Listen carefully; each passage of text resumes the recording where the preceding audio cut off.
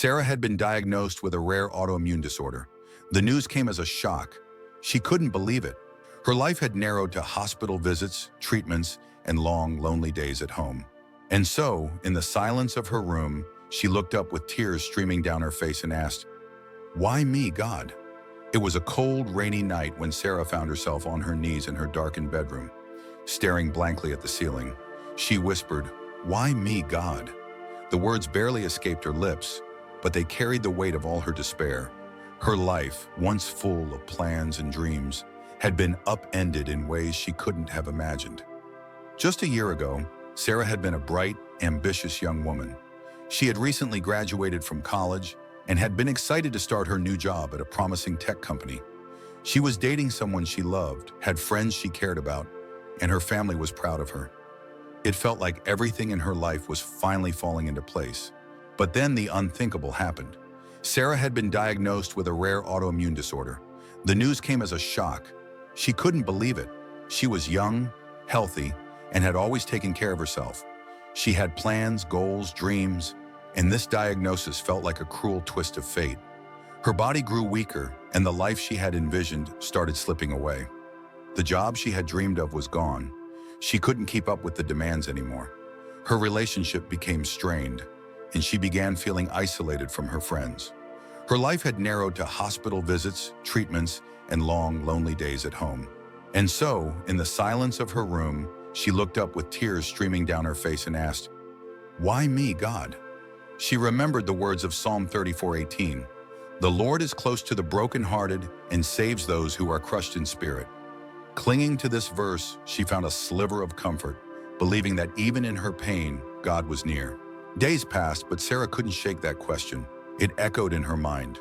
She found herself scrolling through social media, watching friends and classmates living their lives, getting promotions, traveling, getting married, all the things she had imagined for herself.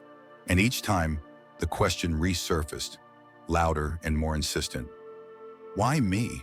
Why am I the one suffering while others seem so carefree? One day, while lying in bed, she reached out to her mother, hoping for some comfort.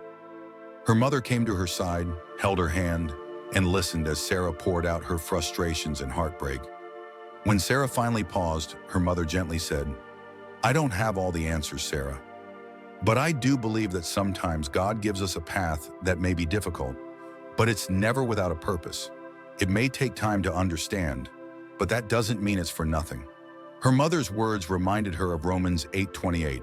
"And we know that in all things God works for the good of those who love him, who have been called according to his purpose."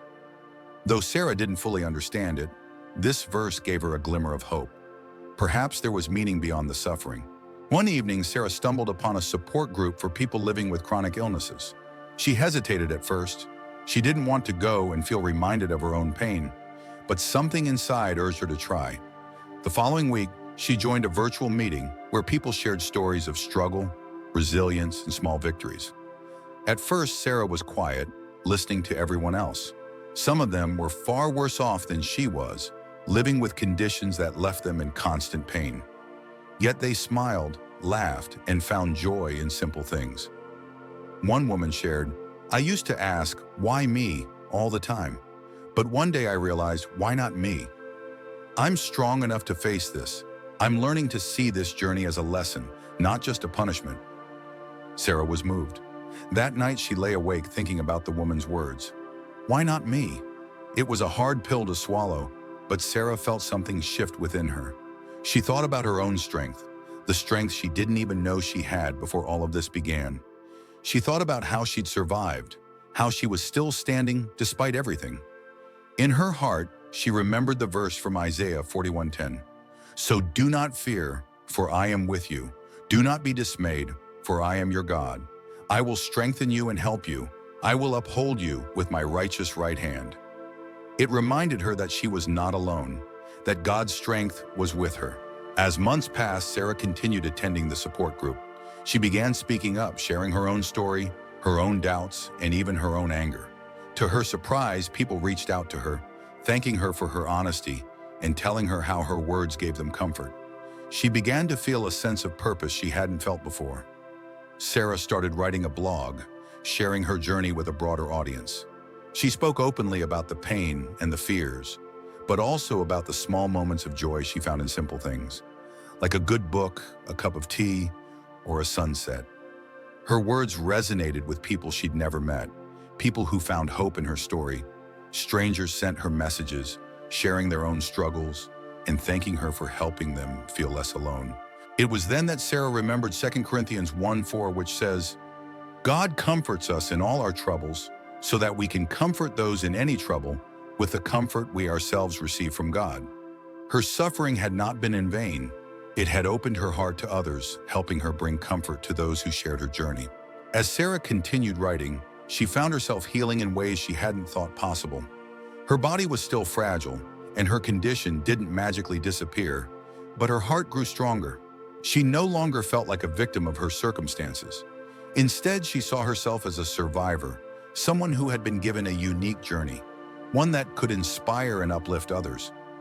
Years went by, and Sarah became a voice for people with invisible illnesses.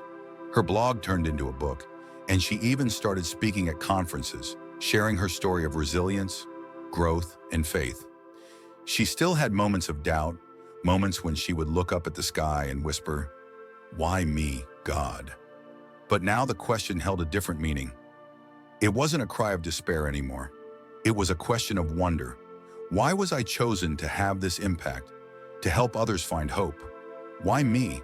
She found herself reminded of Ephesians 2:10, which says, "For we are God's handiwork, created in Christ Jesus to do good works, which God prepared in advance for us to do." She realized her life, though difficult, had been crafted for a greater purpose. Sarah's story reminds us that life often doesn't go as planned. We face hardships and trials that we don't understand, and it's natural to ask, "Why me?" But sometimes the answer isn't immediate. Sometimes it lies in the strength we find within ourselves, the connections we make, and the ways we use our experiences to uplift others. Sarah never got the clear answer she had once desperately sought, but she found a purpose greater than herself. And in that purpose, she found peace. Through her story, we are reminded that while we may not control our circumstances, we can choose to find meaning within them, to turn our pain into a light that guides others out of darkness. So the next time you find yourself asking, "Why me, God?" remember Sarah's journey. The question may not always have an easy answer, but it might be leading you to a purpose greater than you can see right now. As Philippians 4:13 reminds us, "I can do all things through Christ who strengthens me." And as you walk that path, you may find yourself becoming stronger, wiser, and perhaps even grateful for the way your life unfolds.